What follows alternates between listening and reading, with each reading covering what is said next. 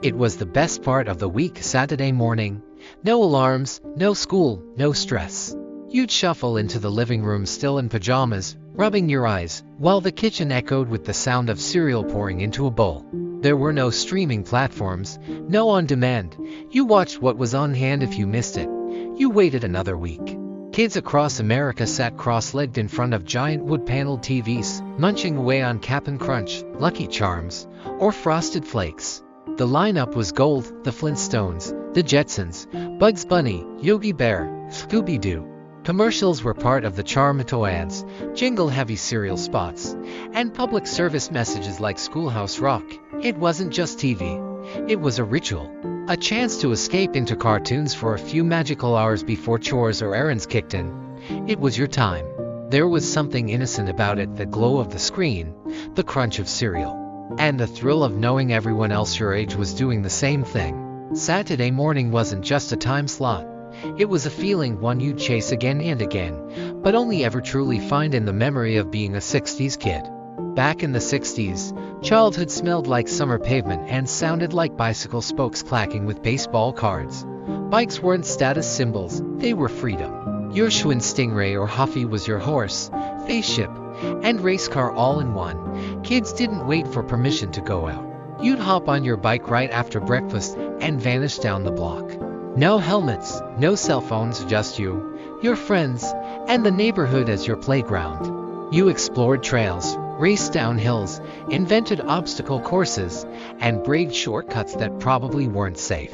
The rule was simple: be home when the streetlights came on. There was an unspoken code: the sound of a mom's voice yelling from a porch, the screech of a tire at a sudden stop, the laughter echoing off garage doors.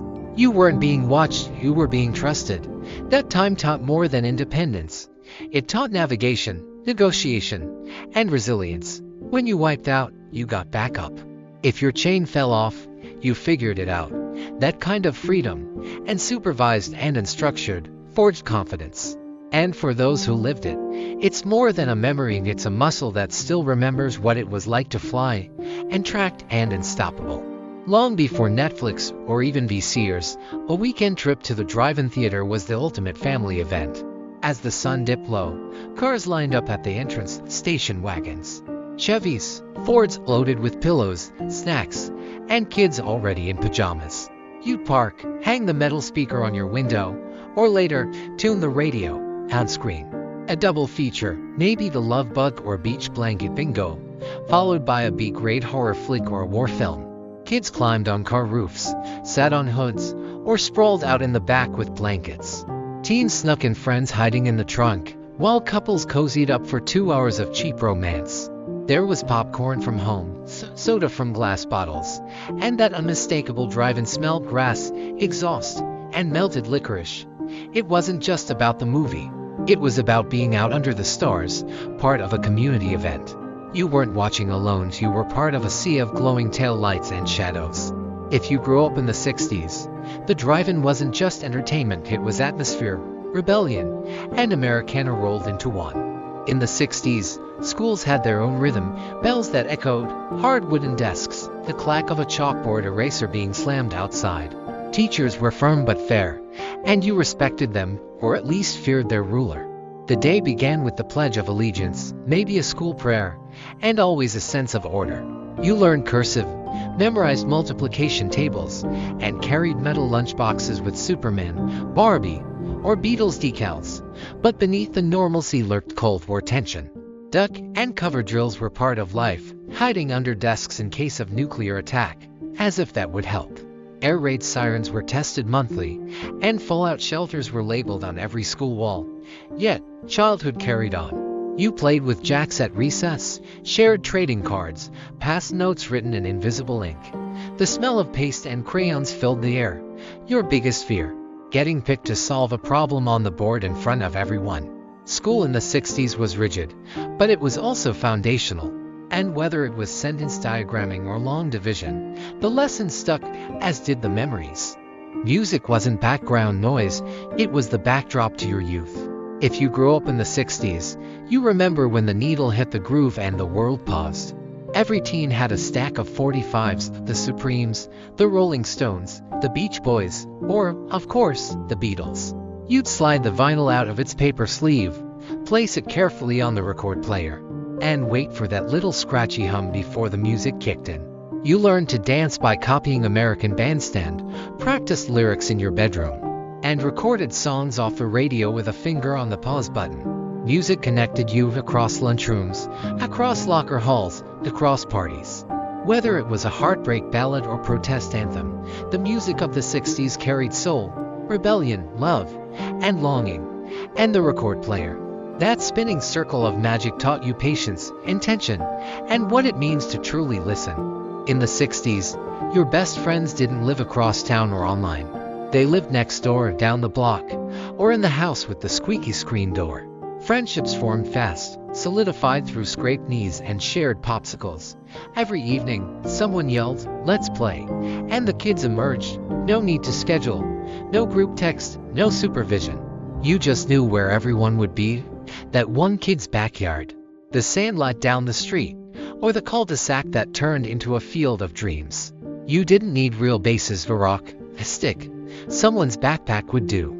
You played with cracked bats, worn-out gloves, and sometimes only 7 players. Rules were flexible.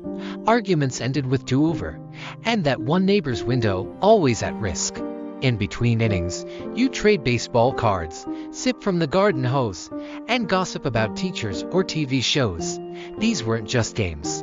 They were how you learned about teamwork, conflict, fairness, and fun. The field may have been uneven, the scoreboard imaginary, but the memories, solid, timeless. In 60s households, dinner moved from the dining table to the TV tray. It was a sign of progress, convenience, and bonding. TV dinners were a novelty, tin trays with perfectly divided compartments, mashed potatoes that never touched the meatloaf, and dessert that came hot or not at all.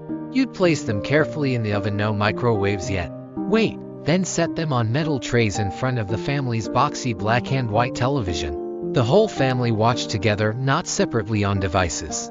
Everyone tuned into the same 3 or 4 channels: Bonanza, I Love Lucy, The Andy Griffith Show, or The Ed Sullivan Show. You didn't fast forward.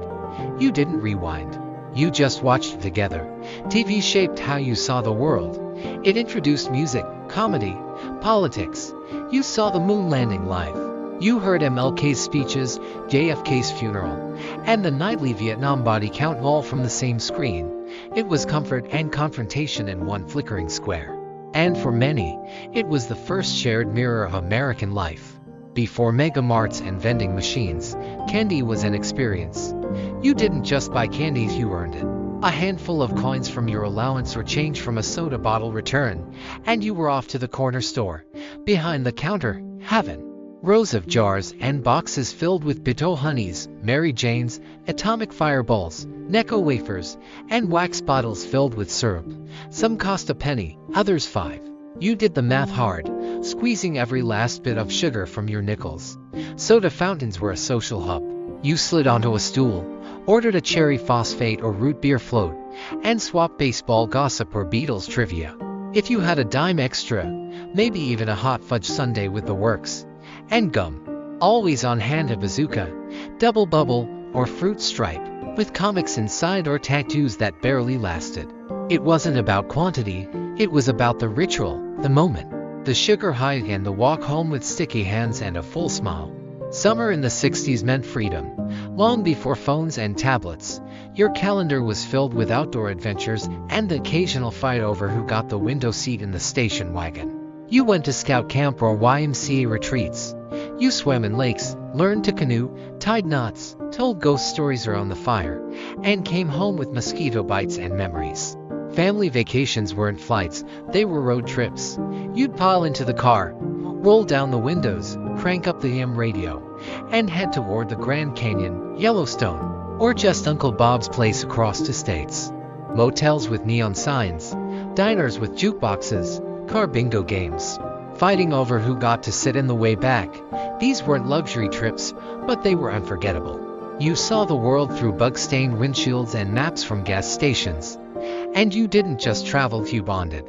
Looking back, it's not just the toys, shows, or songs you miss. It's the freedom, not reckless, not careless, just real. Freedom to roam without a phone, to get bored and figure it out, to fall, fail, fight, and fix things without adult interference. The world felt open. People knew their neighbors. Doors were often unlocked. A sense of trust lingered in the air. And even though big changes were happening, civil rights marches, Vietnam protests, man on the moon, your corner of America still felt rooted. You could sit on your porch with a popsicle and just exist. And that kind of quiet confidence, that mix of structure and space, is something that shaped you far beyond childhood. If you grew up in 60s America, the memories aren't just stories. They're part of your wiring. They're what made you resilient, imaginative, and you.